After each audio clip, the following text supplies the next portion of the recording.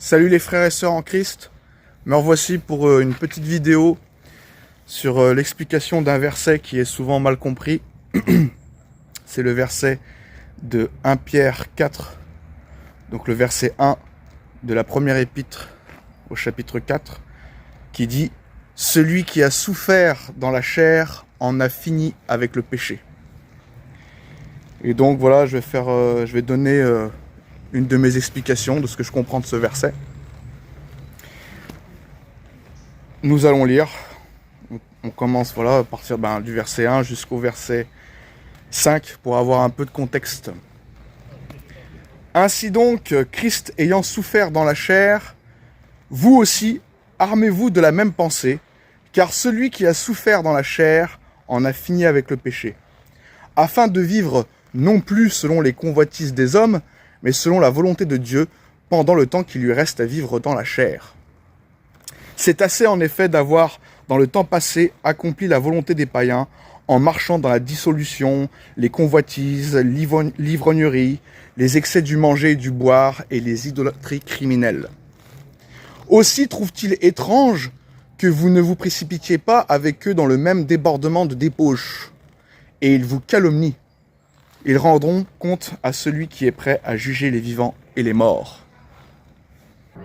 Donc, quand l'apôtre Pierre dit « Celui qui a souffert dans la chair en a fini avec le péché », il ne dit pas qu'un chrétien peut s'arrêter complètement de pécher, qu'il peut intégralement s'arrêter de pécher. Il ne dit pas voilà, qu'un sauvé peut ne pas pécher. Okay, sinon, ça contredirait moultes écritures, notamment 1 Jean 1,8 où il est dit voilà, si nous disons que nous n'avons pas de péché, nous nous séduisons nous-mêmes et la vérité n'est point en nous. Okay. Aussi 1 Roi 8 verset 46 dit car il n'y a point d'homme qui ne pêche. Okay, même en temps présentement, on pêche tous les jours. Okay. On pêche probablement chaque minute, j'ai envie de dire. Okay, par les mauvaises pensées, les mauvaises humeurs, etc. Ok, mes amis. Donc voilà. Je vais donner mon explication là-dessus, mais en tout cas, Pierre ne dit pas qu'un chrétien peut s'arrêter de pécher complètement. C'est pas possible. Mais on va voir ce que ça veut vraiment dire, et je vais vous donner voilà, mon explication. Donc, premièrement, Pierre dit bien « celui ». Okay, il dit « celui qui a souffert dans la chair en a fini avec le péché ». Donc, il dit pas que tous les chrétiens, marchent selon l'esprit, pour soumettre leur chair. Et donc je vais expliquer cela. C'est-à-dire déjà il dit voilà, celui qui a souffert dans la chair en a fini avec le péché. Donc il parle voilà des sauvés qui justement veulent marcher par l'esprit et qui soumettent la chair par l'esprit régénéré, le nouvel homme. Ok, ils essaient de marcher selon la chair et donc ils essaient de marcher selon l'esprit et donc forcément la chair elle souffre. Ok, quand on essaye de lutter contre le péché, quand on prie, quand on jeûne, quand on essaye d'arrêter certains péchés dans nos vies, eh ben c'est éprouvant. Voilà, c'est dans ce sens-là où on souffre, c'est éprouvant. Et donc voilà, c'est dans ce sens-là en fait, quand on dit qu'a souffert dans la chair, celui qui a souffert dans la chair, on a fini avec le péché. Dans le sens, c'est globalement, il essaye de faire au mieux, de marcher à la suite du Seigneur. C'est un peu comme quand Jésus dit si quelqu'un veut venir après moi, qu'il renonce à lui-même, qu'il se charge de sa croix et qu'il me suive. Donc, il y a un renoncement à faire. Il faut se renoncer à ses passions, à ses désirs pour suivre le Seigneur. Voilà, par exemple, moi, il y a des journées aussi, des fois, j'ai pas envie forcément d'annoncer la bonne nouvelle ou de marcher selon l'esprit. Et j'ai envie de m'abandonner à des passions, à des désirs. Et donc, voilà, c'est pas cool. Et donc, voilà, suivre le Seigneur, ça demande de renoncer à certaines choses, à certaines demandes de la chair et surtout au péché de la chair. Et donc, pour en venir, voilà, il ne dit pas que tous les sauvés vont globalement en finir avec le péché dans le sens que, parce que de toute façon c'est impossible de ne pas pécher. Même si quelqu'un est un disciple super top dans le Seigneur, il ne peut pas ne pas s'arrêter de pécher, c'est impossible. Mais globalement, il peut être pas trop mal et c'est dans ce sens-là qui dit voilà, il en a fini avec le péché, c'est-à-dire que globalement, voilà, à force d'avoir lutté contre le péché, et donc il a souffert dans sa chair, parce que voilà, ça tiraille, hein, ok. Et ben globalement, il en a fini avec voilà les péchés, j'ai envie de dire un peu majeurs, etc. Ok. Et donc, pour en venir, alors c'est un peu compliqué, j'ai du mal à me faire, parce que je comprends hein, le texte, mais il y a une différence entre le comprendre et le faire comprendre. C'est deux mondes différents, ok. Donc c'est pas facile à expliquer. Faut que je me concentre. En plus, depuis tout à l'heure, j'arrive pas à me concentrer parce que bon, des fois il y a des gens qui passent, etc. Bon, moi je suis quelqu'un qui me distrait un peu. Un peu comme Pierre Richard le distrait, quoi. Bon, ok. Donc j'en reviens sur le sujet. Celui qui a souffert dans la chair, on a fini avec le péché, voilà.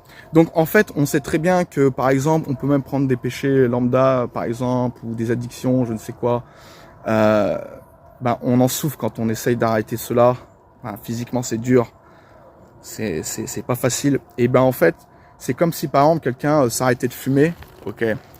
Il a cette addiction, puis il fume et puis il s'arrête de fumer et franchement c'est dur au niveau de la chair. Il y a un passage voilà de sevrage qui est pas facile. Et quand après il se remet à fumer une fois, ben ça peut carrément le dégoûter quoi. Et ben c'est un peu pareil quand on a nos péchés majeurs, veut dire la convoitise, ok, de la chair. Quand on n'a pas eu, quand on s'est abstenu, etc. Et que aussi par force des choses, parce que Dieu de toute façon aussi nous empêche hein, certains péchés dans nos vies, notamment la fornication. Ok. Souvent voilà, un enfant de Dieu, il va pas être dans la fornication en général. Hein, je dis pas tous les enfants de Dieu, hein, mais en général voilà, Dieu empêche certaines choses. Et le fait de pas avoir et de souffrir cela à un moment donné, de pas répondre aux désirs de la chair, ça dégoûte après. On en a fini avec ça, tu vois. Genre c'est bon, ça m'a dégoûté et on passe à autre chose. Et c'est un peu dans ce sens-là que Pierre dit voilà, celui qui a souffert dans la chair, on a fini avec le péché, c'est-à-dire que donc il parle pas qu'il ne pêche plus, hein, qu'il peut pas ne plus pécher, mais globalement, voilà, c'est un peu même quand on prend de l'âge, à un moment donné, voilà, on a tellement convoité, on a tellement abusé du péché, etc. Et qu'après, voilà, on finit par aussi en être dégoûté. Donc ça, c'est aussi une autre explication. Donc cette explication aussi, le fait d'avoir consommé trop le péché, à un moment donné, ça nous dégoûte et on passe à autre chose aussi. Mais aussi, surtout, c'est quand on s'abstient. Donc ça, c'est ma première explication. Quand on s'abstient fortement et qu'on essaye et tout ça de lutter contre le péché, bah on souffre dans la chair et après, bah on peut avoir cet effet d'en être dégoûté comme quand on a fumé tout le temps et puis on s'arrête pendant 4 mois et puis on reprend et puis on se dit c'est bon, j'ai plus envie de ça en fait. C'est comme s'il y avait un effet écœurant. Voilà, parce que comme si le corps s'était réhabitué à une forme de sainteté, ok, qu'il était revenu un peu à son essence naturelle, quoi, ok. Et donc c'est quand on a pris du recul, quand on s'est abstenu, qu'on se rend compte en fait de la noirceur du péché et que même le corps, il est pas fait pour être dans l'abus, les addictions. Et donc des fois ça fait voilà, on en a fini avec le péché. Et on est passé par une souffrance, voilà, physique, hein, par le fait d'être tiraillé, d'être tenté, d'être éprouvé. Et après, ben voilà. Et donc c'est ce que Pierre dit, c'est qu'en fait, il explique que voilà, celui donc qui marche par l'esprit, qui se discipline, ok, qui comme l'apôtre Paul dit, je traite durement mon corps, ok, pour essayer de pas pécher, de pécher au moins, etc. Et donc à un moment donné, voilà, quand tu te disciplines, ben voilà, c'est dur, mais ça porte des fruits et après globalement, tu vis une vie assez saine, ok. On dit pas que tu peux arrêter de pécher, mais voilà, c'est un peu même quand on vieillit, il y a certains péchés quand voilà, les passions de la jeunesse, hein, fuyer les passions de la jeunesse, comme l'apôtre Paul nous dit, bah c'est très difficile dans la chair quand on est jeune et quand on est frustré, on n'a pas, etc. Et on commence à prendre de l'âge, et ben finalement après on en devient un peu dégoûté de ça. Finalement on dit ben voilà, j'ai goûté à ça, puis après j'ai pas eu pendant longtemps, Dieu m'a discipliné, Dieu m'a enlevé, voilà, m'a empêché de consommer ses désirs, de consommer, voilà, voilà, c'est péché charnel, et après ça en dégoûte, et à un moment tu te dis bah voilà, c'est bon, je passe à autre chose, j'en ai fini quoi. Et donc voilà, c'est un peu, donc il y a voilà la première explication que j'ai, enfin la première interprétation que j'ai, c'est que voilà, c'est que celui justement qui marche selon l'esprit et qui justement essaie de soumettre sa chair et qui essaye d'être comment dire, de discipliner sa chair, et que justement il en souffre de ne pas consommer le péché, ok, quelconque péché. Et donc bon attends, même pas parler tranquille, je peux pas être tranquille dans des fois, c'est incroyable. Des fois quand j'enregistre, je mets 2 heures à enregistrer une vidéo parce que bon, il y a toujours des gens, bon on est en ville aussi. Et donc la première explication, j'expliquais que voilà, le fait de soumettre sa chair par l'esprit et de ne pas répondre, d'avoir beaucoup vécu l'abstinence, et ben voilà, après t'en as fini avec le péché, c'est bon, t'es dégoûté. C'est comme si tu voulais reprendre et puis t'en as été dégoûté parce que tu sens la sainteté dans ton corps, que ton corps est mieux dans le fait d'être comment dire, d'être voilà, d'être aligné avec ce qui devait être à la base, d'être dans la sainteté de Dieu, quoi, ok, comme Dieu nous a créés dans l'essence naturelle. Et donc voilà, ça c'est une première explication. Et aussi, il y a l'autre explication que je dis aussi, c'est le fait que c'était quoi déjà, le fait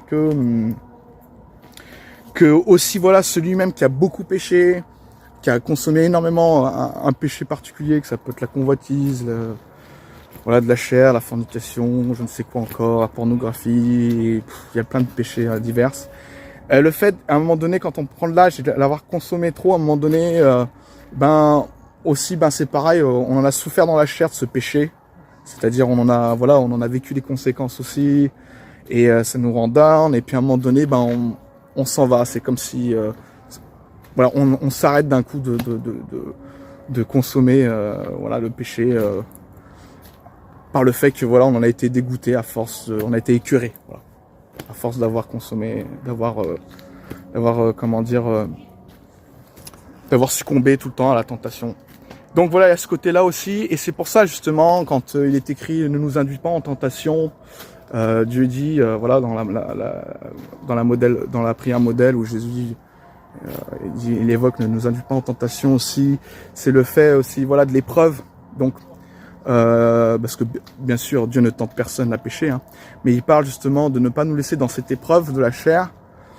Donc c'est bien de prier cela aussi, et donc c'est pour ça que quand on pêche et quand on laisse sa chair faire, et ben justement on est dans une épreuve, donc on souffre physiquement parce qu'on est tiraillé, ok, on est tenté, franchement c'est prenant, ok, ça agrippe le corps et donc ça agrippe la tête, voilà, notre cerveau, etc., nos pensées, ça contamine un peu tout, et donc c'est éprouvant. Et à force d'avoir été éprouvé, ben à un moment donné, t'as envie de passer à autre chose, et c'est un peu ce que Pierre nous explique, voilà, nous dit. Donc quand il dit celui qui a souffert dans la chair, on a fini avec le péché, c'est parce que voilà, si quelqu'un marche selon l'esprit, donc vraiment celui qui veut marcher selon l'esprit, en général, globalement, à un moment donné, dans la maturité en Christ, avec l'âge, globalement, le mec, il est assez carré, quoi, ok. Et il en a fini à peu près avec des péchés majeurs, etc. Ça veut pas dire que ça ne lui arrive pas de rechuter, mais majoritairement, il vit à peu près correctement. Ouais. Je dis pas qu'il reste sans péché, bien sûr. Il peut avoir des péchés mineurs qui durent encore un peu, comme peut-être des fois la gourmandise, ok. Bon, c'est quand même moins grave la gourmandise que la consommation de la pornographie, ou de la fornication, et je ne sais quoi encore, ok. Donc, mais voilà, globalement, le gars, il reste carré. Donc, il y a ce côté-là, et puis aussi, voilà, le fait que la deuxième explication que j'ai, mon interprétation, c'est que le fait d'avoir quelqu'un qui aussi, qui est en Christ et qui justement ne veut pas marcher forcément dans l'esprit, à un moment donné, la chair, elle en a marre, elle devient fatiguée, elle devient fatiguée de pas être justement d'être satisfaite, parce que justement le péché, c'est instantané, mais ça ne produit pas une paix à long terme, ok. Et donc la personne peut aussi, pas en marchant selon l'esprit, donc pas en soumettant sa chair, mais peut être aussi, délivré globalement du péché, de certains péchés majeurs, par le fait d'avoir trop consommé et d'en avoir été dégoûté, voilà, écœuré. Et qui fait que, celui qui a souffert dans la chair en a fini avec le péché. C'est dans ce sens-là que Pierre, dit ces choses. Donc voilà, il n'est pas question j'explique ce verset parce qu'il n'est pas question d'une soi-disant perfection sans péché, comme beaucoup d'évangéliques, notamment des pentecôtistes, disent j'ai arrêté de pécher, je suis plus esclave du péché, etc. Et déjà, d'ailleurs, quand il est dit nous sommes plus esclaves du péché, il parle pas du fait qu'on ne pêche plus, il parle du fait que nous sommes plus esclaves en fait de la condamnation du péché. Ok, le péché devait nous condamner à l'enfer et donc nous sommes plus sous cette condamnation, donc nous sommes plus esclaves du péché qui était la fin, c'était l'enfer, ok, parce que notre chair a été crucifiée avec Christ à la croix, ok. C'est-à-dire que nous péchons encore, mais notre chair, c'est bon. C'est comme si le fait que Christ est mort, nous avons payé avec lui. Okay, enfin, c'est lui qui a payé à notre place, mais c'est comme si nous étions crucifiés avec lui, et donc la dette a été payée, et donc le péché n'aura pas de pouvoir sur moi, dans le sens où il n'a pas de pouvoir de condamnation sur moi, ok. Mais ça veut pas dire que je ne peux pas, ça veut pas dire que je m'arrête de pécher, ok, vous m'avez compris. Donc quand il est dit ça, il est plus esclave, nous sommes plus esclaves du péché, c'est dans le sens, ça veut pas dire qu'on ne pêche plus, mais dans le sens où il n'y a plus de condamnation, voilà, tout simplement, parce que Jésus-Christ a payé. D'ailleurs, c'est le verset qui dit l'aiguillon de la mort, c'est le péché, et la puissance du péché, c'est la loi. Et donc le péché nous devait nous condamner à la mort, à la perdition, donc à la mort spirituelle, aussi la mort physique, parce que tout le monde meurt, de toute façon tout le monde y passe, mais nous devrions être condamnés à la mort spirituelle. Et comme nous avons cru au Seigneur Jésus-Christ, c'est comme si nous avons été crucifiés avec lui, c'est que la dette a été payée, donc le péché n'a pas de pouvoir sur nous, c'est pour ça qu'il est écrit, le péché n'aura point de pouvoir sur vous, puisque vous êtes non sous la loi, mais sous la grâce, ok. Voilà, Jésus a payé, donc c'est bon. Voilà mes amis pour cette petite explication. Qu'est-ce que j'ai à dire encore? Peut-être que j'ai d'autres choses, j'ai peut-être oublié certaines choses à propos de ce verset. 1 Pierre 4, verset 1. Qu'est-ce que j'ai à dire d'autre? Non, je crois que c'est bon, hein. Bon, si j'ai oublié quelque chose, je le rajouterai, mais... Voilà mes amis pour cette explication. Donc nous sommes tous pécheurs, mais nous sommes déclarés justes. Donc comme la Bible dit dans Romains 6, 11, ainsi vous-même regardez-vous comme morts au péché et comme vivants pour Dieu en Jésus-Christ. Donc nous devons nous regarder morts au péché, c'est bon, ça a tout été payé, tout est fait. Et donc nous sommes regardés comme nous devons nous regarder vivants pour Dieu en Jésus-Christ. Ok. Ok mes amis, à une prochaine vidéo. Passez un bon week-end, soyez bénis. Bye.